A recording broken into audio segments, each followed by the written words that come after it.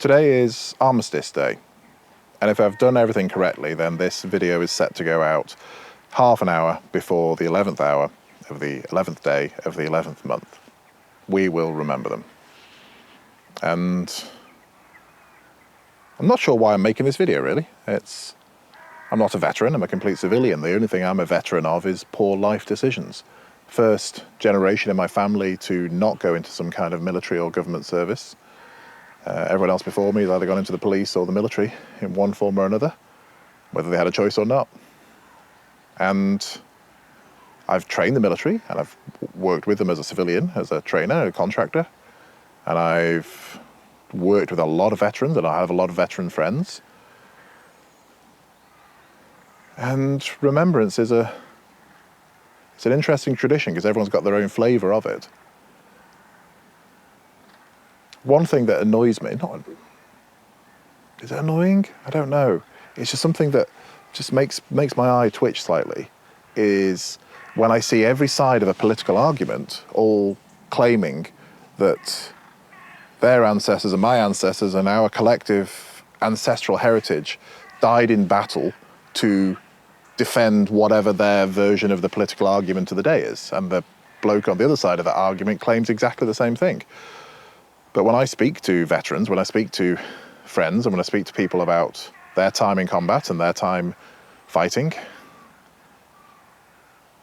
there's some noble, heroic cause generally doesn't come into it. It seems to be more about, and I'm saying this as an outsider, it seems to be more about people fighting for the person on the left shoulder or the right shoulder or just in front of them or just behind them, or the person over there on the other end of the radio. So you can't, I think, go back and say, oh, well, these thousands, hundreds of thousands, millions of people died for this one particular ideal, this one particular thing. But there's some shared collective thing in there. But whether that's still here, whether that's still there, I don't know. One old soldier, deceased now, said something to me a little while ago that it just turned a screw in my head a little bit, just changed something, tightened something up and changed my perception of things. And he said that on a battlefield, nobody thinks they're the evil one. Nobody thinks they're the bad guy. Nobody is the villain of the piece in their own head. They may not be the hero, but they're on the side of the heroes or on the side of the good, certainly. Everyone thinks that their side is the good side. And that's interesting, because I think that's true. I think that's true in life generally. So,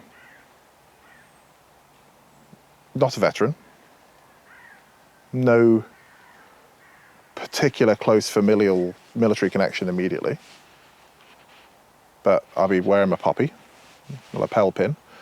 I buy it from those nice ladies from the Royal British Legion at the supermarket every year.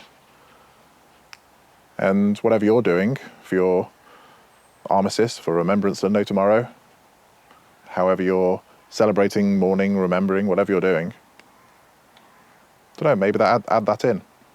Think about how nobody thinks that nobody thinks they're the bad guy. And does the definitive bad guy actually exist? Or is it just two opposing ideas? I don't know. I've got no particular point to this video. I'm not going to ask you to click like or subscribe or share this video or do anything else. If you watched it all the way to the end, thank you. If you've got some comment to leave, then leave it. But this isn't promotional, this isn't anything else. This stands alone from anything else. So, thank you for watching. And just that, really. Thank you.